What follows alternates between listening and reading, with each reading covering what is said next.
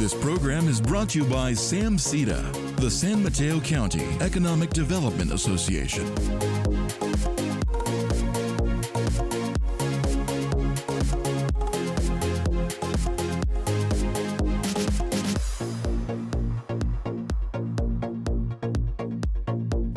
Why should you invest the next 20 to 30 minutes of your time in watching?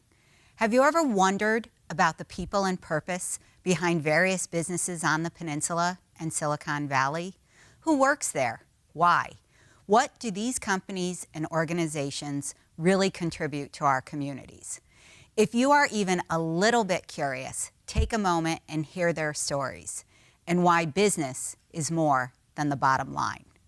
For 7 decades, the San Mateo County Economic Development Association, better known as SAMCETA, has championed the business community by convening and connecting them to the communities in which they make their home.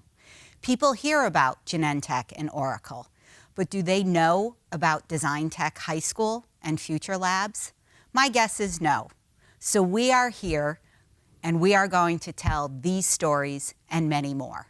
The stories of your friends and neighbors who work in these companies and how they contribute and collaborate through their employers, with our food banks, our schools, our youth, our sports teams, our art and cultural groups, our veterans and our seniors, how their companies give back and believe in more than the bottom line.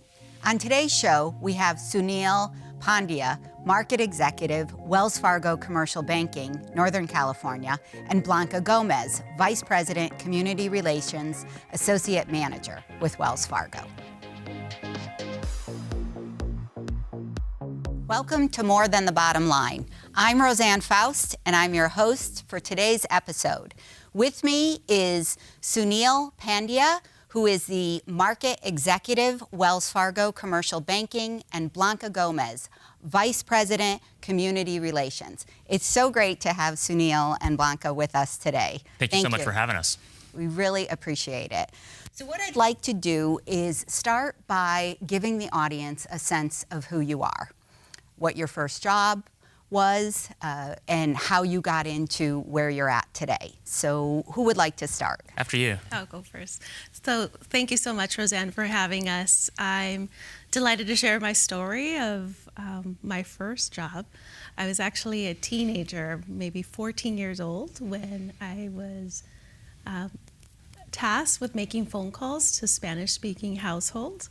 And my job was to offer free weatherization services for individuals and families in Southern California. And to this day, I can hear the phone ringing. I love it. That's fantastic. Customer service right from the get-go. Yes. Sunil, tell us about your first job. Yeah, so my first job, I grew up in a household. My father owned his own hotel. And so my first job was to do whatever needed to be done. And so everything from housekeeping to front desk to night audit to any odds and ends of mowing the lawn was my first job. I think he still owes me money for it, but the first job was working with the family. Well, then how did both of you end up in financial services? I mean, that's, I understand with a hotel, Yeah. I mean, finances are a part of it, but tell us. Yeah, so my first job in financial services was actually with Wells Fargo 17 years ago as a teller. I moved to San Francisco to go to college, and like any college student, needed a part-time job to help pay for tuition. So that's actually how I landed in financial services. I was studying finance, so I knew it was something that was interesting to me, and so going to the bank and getting my first job there was how I ended up with Wells. And from there, and we can talk about this a little bit later, but the company's just great about investing in talent throughout the organization. And so 17 years later, I'm still there. Yeah. Well, I'm excited to hear about that. So we're going to get to, because Wells Fargo really makes a huge commitment to its employees. Yeah. And I've heard that over and over.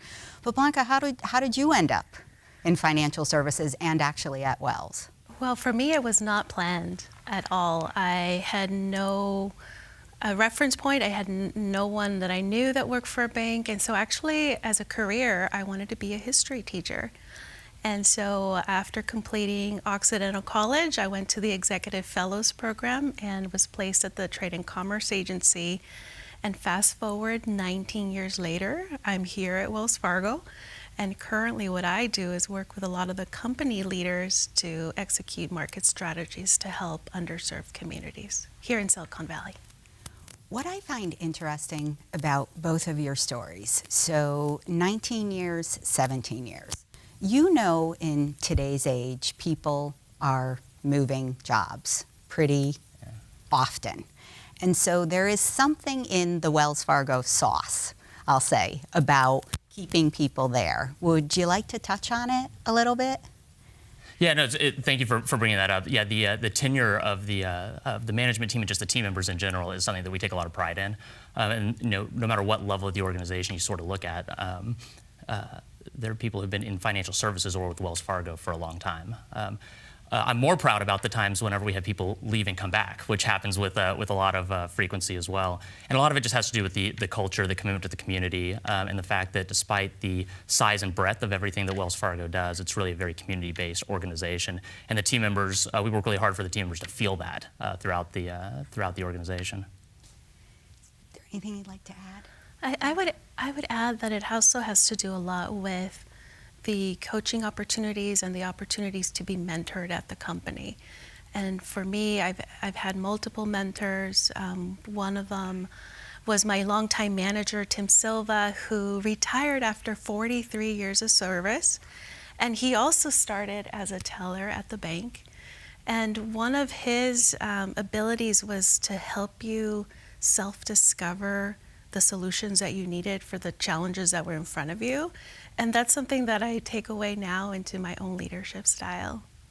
So I love that you brought up mentoring. And Sunil, I'd like to hear about your mentors. And it'd be great, you mentioned one at Wells Fargo. Let's have a discussion about the importance of mentorship.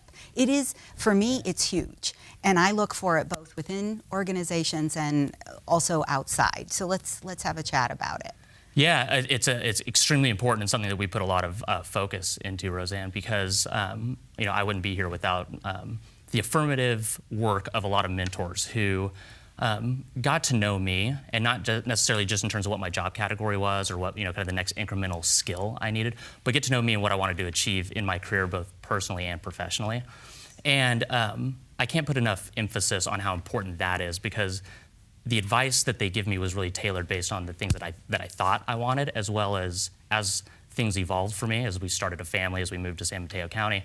The advice changed, and it was proactive advice, and it's been advice that I've gotten from a lot of different people I've reported to, people who work at Wells, people outside of Wells. And it's really encouraged at the company for you to spend time networking and getting to know as many people as possible who can get to know you on a personal level and give you kind of the advice that you need. So it's something that we all attempt to do and pass on to the next cohort of leaders at Wells Fargo. It's just really important and just embedded within our culture. I think just that cultural approach to mentorship. And you said it's what you think you wanted as well as I think what they saw in you, which is so important. It really is, yeah. So Blanca, with Tim was one of the mentors. Can you talk about other mentors or perhaps people, not specifically, but people that you've mentored, what you've looked for? Sure. I'm really eager to help individuals that are seeking that just little bit extra advice or guidance and are on a path for their own success. I love being a resource to them as their professional careers flourish. What would you say is one of the hardest questions perhaps that someone you're mentoring has asked you? Is there anything that just you think about and you're like, okay, wait a second, let me think about that. Does anything come to mind? Just a challenging question, like if maybe they're heading down one way and you think, well, maybe their skills really sort of fit more over here. Anything that just pops up? Yeah, I think for me, one of the big challenges is the world's just changing so quickly, right? And it's easy to give advice linearly or to speak specifically to what your path was, but just with the way the world changes and with what everybody brings to the table, it's hard to give definitive next step or next two-step guidance. And so it's something we really struggle with, right? And so I think that's what I've learned from my mentors is to find out more about the person and everything that they that interests them or that they might be interested in, and then making sure you kind of build a group around that individual who can help them in various different ways, right? Versus specifically because it's just the world's way more complex than it was even 10 or 15 or 17 years ago whenever I started, right? And so to think that one source of advice is going to be the only key is just not the case anymore. So it's not a specific answer to your question, but I think that's where I've evolved a little bit as the world's changed. I think it's very helpful because I think listening, what you just said is listening to the individual, figuring out kind of maybe what they aren't saying as well as what they are. Yeah. So, and in your industry, because it is changing, it is very fast paced, you have a lot of products and services coming on the market at any given time, and trying to balance that with the needs of an individual, I think it's both exhilarating and challenging. Right. So kind of moving into, before we discuss Wells Fargo and More Than the Bottom Line, hence the name of the show, because you do so much, what I'd like you to do is give me a brief overview of Wells Fargo in San Mateo County. Oh, I'll take that one. Wonderful. So Wells Fargo has a rich history of serving San Mateo County, and here's the little history from the history teacher side. I love it. Teacher side of me coming out. I'm excited because I learned that Wells Fargo first came to San Mateo County in 1859 when it opened its first office in Redwood City. And as the cities in the peninsula grew, so did Wells Fargo. And back then, Wells Fargo was a bank and an express company, which meant that when people needed to move money or shipments, they turned to Wells Fargo. And so as the cities grew in San Mateo, so did Wells Fargo. We opened express agencies in 10 additional cities, including Belmont, Daly City, Pescadero, Half Moon Bay, South San Francisco, San Mateo, Woodside, and I'm sure I'm missing a few others. But it was an exciting time for growth, and in 1918, things changed. The national government actually nationalized Wells Fargo and all of the leading express agencies at the time in support of the World War I efforts. And just like that, Wells Fargo signs across 10,000 communities came down, and they also left San Mateo County. But we returned. And I'm glad, because I'm like, wait a minute, you might have left, but you came back. We came back. We continue to operate out of the headquarters in San Francisco, but we came back in 1955 through a merger. And it was through a merger with First National Bank of San Mateo County. First National Bank, okay. So that's the history. But today we have 580 team members that work here in San Mateo County. We also have 1,400 team members that reside in the county, and we have 35 locations that include branches, wealth management offices, as well as home mortgage offices. That is an incredible presence, and that's going to lead into, we're going to take a short break, and then we're going to come back and we're going to get into Wells Fargo's community involvement, which is extremely extensive. So we're going to be right back to More Than the Bottom Line with Sunil Pandya and Blanca Gomez with Wells Fargo.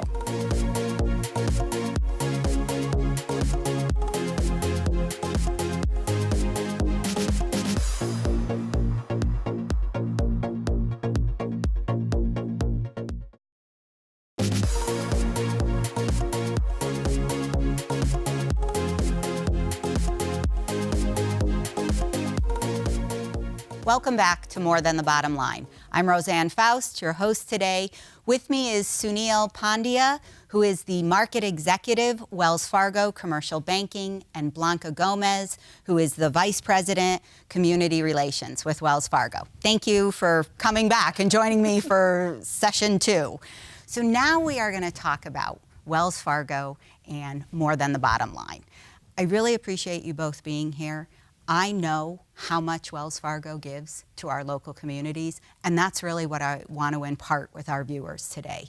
You are a leader, and community involvement and community engagement. So I'm hoping that you can touch on that, touch on the overall aspect of Wells Fargo, and then how all of your team members get involved, because they are out there. Yeah. So Blanca, would you like to kick it off?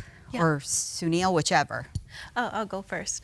So thank you so much for acknowledging our presence and our support of the community. It's very meaningful to me that in 2018, Wells Fargo provided $1.2 million in philanthropic support here in the county, but also its team members volunteered over 2,300 hours of service.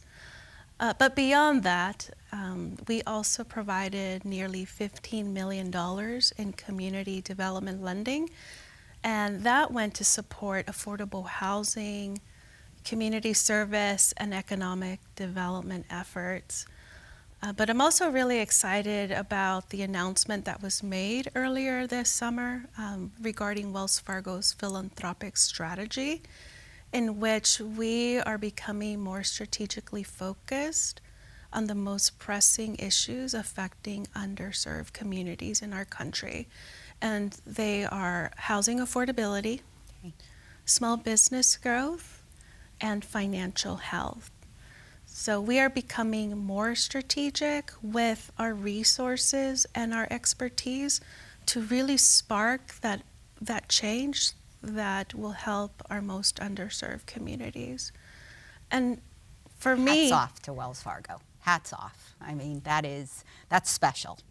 Thank you. So please. No, for me, the work that we do around housing is super important. And one of the things that stands out here in the Bay Area is that 75% of the housing stock was built over 30 years ago. Yes. So as our homes continue to age, for an individual that's low income or a family that is low income, making those critical home repairs can be difficult to do. Absolutely. And what that means is that sometimes you hear stories of folks, foregoing home maintenance in lieu of medicine or food. Mm-hmm. And so it's really important that we support organizations like Rebuilding Together Peninsula. So every year we have dozens of team members that go out during National Rebuilding Day, and they go out and renovate homes in East Palo Alto. And not only is it the sweat equity that they provide, but they also are matched with philanthropic support for that individual house that's being renovated.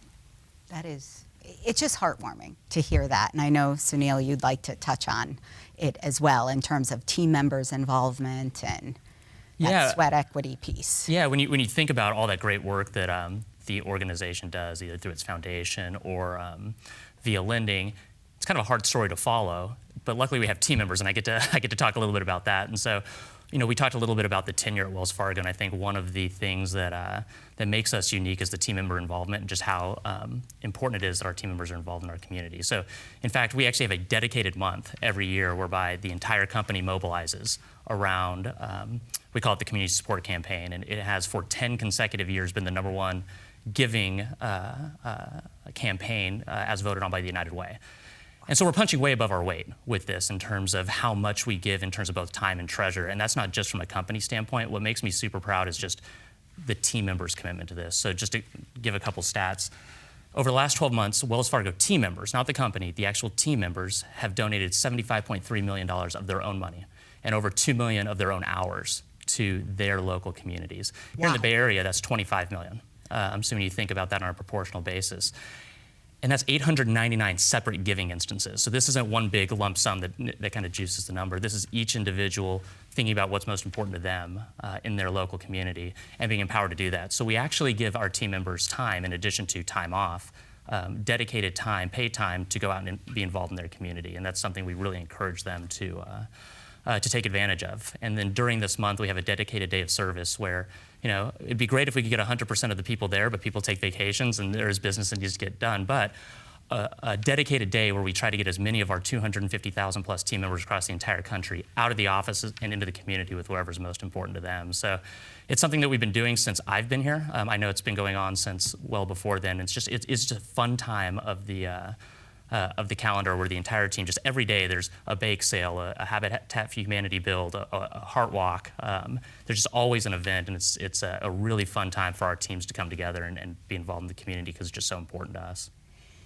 Just what you're talking about, the numbers alone, the commitment to the local community. I mean, one of the goals of this show is really to showcase that commitment from both the corporate side as well as the individual team members. I mean, when you have that kind of commitment, somebody's doing something right.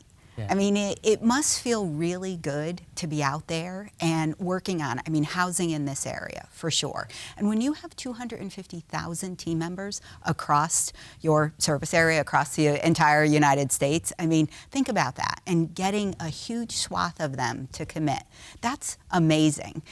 Can you maybe tell a few stories about what you've heard from team members? Like, do they come back to the office super energized after they've been out there? How is their reaction? Or what do they say when you say, no, we're giving you paid time off to do this? How does that feel? Yeah, you know, I'll be honest, for some of us who've been here for 17 years, it's hard not to just take it for granted as part of our DNA. But when you have that discussion with somebody who's new to the team, and it's almost a, well, what do we do? And the answer is whatever you want, right? And so I think there's a little bit of a learning curve there.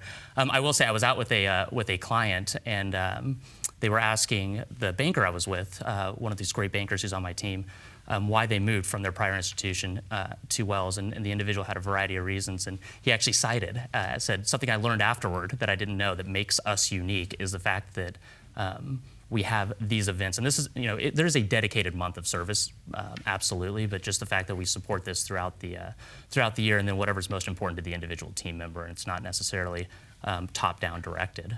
So when you hear the team demonstrate or say that they value it, you know, it's one of those where it kind of reminds you that it's just something that those of us who have been around for almost 2 decades just can, it's just what we do.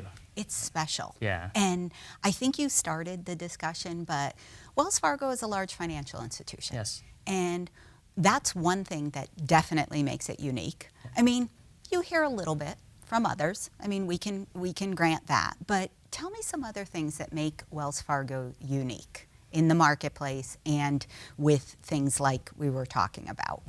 Yeah, so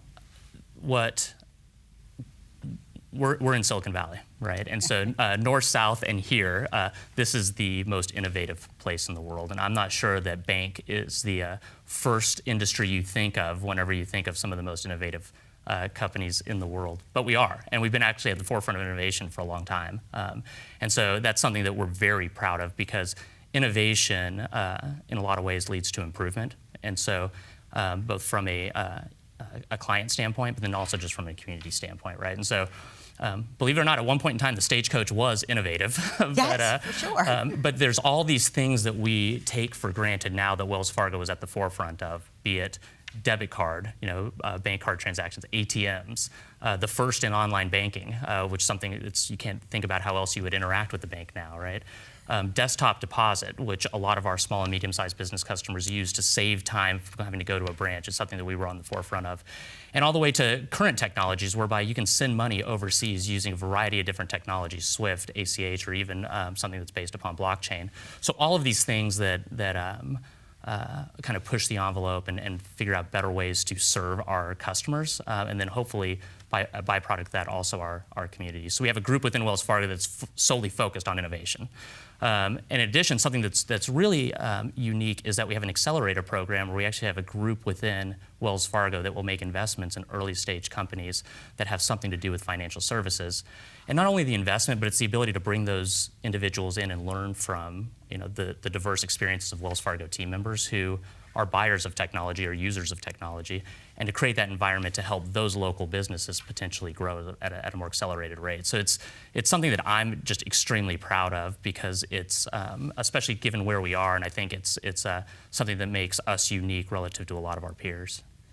Well, and I think it was so important. I mean, I just took your quote, innovation leads to improvement. Yeah. I mean, that is a way to think about it. And all the things you just named, we all take it for granted. Yeah. I mean, I have the Wells Fargo app on my phone. Thank you. Now, long 20-year customer. Wonderful. Actually, 25-year customer. Let me rephrase that. Since I moved here, actually. And I have just been very impressed with the level of service, the level of commitment. And I think when all the things that you named, we forget as consumers that these things have to happen. So to have an innovation team within the bank, I mean, people do think, and I'm not saying anything that surprises you, financial services kind of stayed old-time industry. So this is exciting. We're winding down our segment now, so I'd love for you both to just say some closing things that you'd love for the audience to remember about Wells Fargo. Ooh. After you. Oh, wow. Okay. Well, Roseanne, thank you so much for having us. It's a joy to be here with you today. I would say that if anyone has questions on anything that we've shared, they are welcome to reach out, either to a local team member in one of our branches, or certainly find us on LinkedIn. Wonderful. That's great. Yeah, thank you very much for the opportunity to talk about the company. Obviously, we have a lot of passion around it. And so if there's anything I would just leave with, it's the fact that, we have such a strong commitment to San Mateo County, right? We've been here for 160 years, notwithstanding the small little blip. The small history. But our team lives here, our teams work here. This is a vital area here in the Bay Area, and we're just really happy to have the number of individuals from Wells Fargo to represent the company in this community. And thank you for all the work that you do and your support of the company. Well, Sunil and Blanca, I want to thank you for joining us on More Than the Bottom Line. It really was a pleasure to hear more than I knew about the company, just your community engagement, your commitment to innovation, your commitment to San Mateo County and the Greater Bay community, as well as all over the U.S. So thank you for joining us today on More Than the Bottom Line. We look forward to seeing you on a future episode.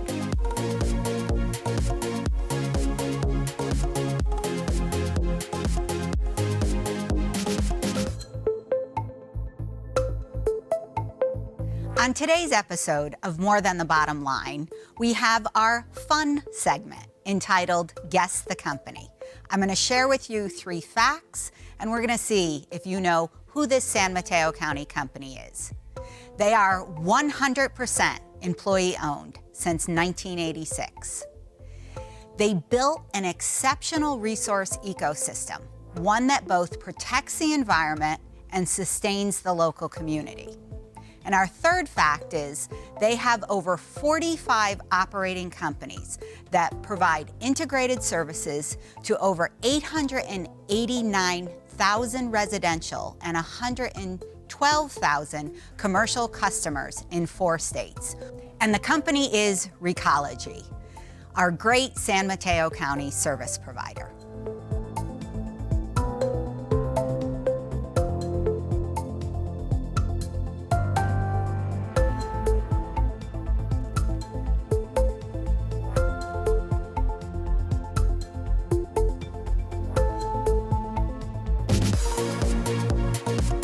This program is brought to you by SAMCETA, the San Mateo County Economic Development Association.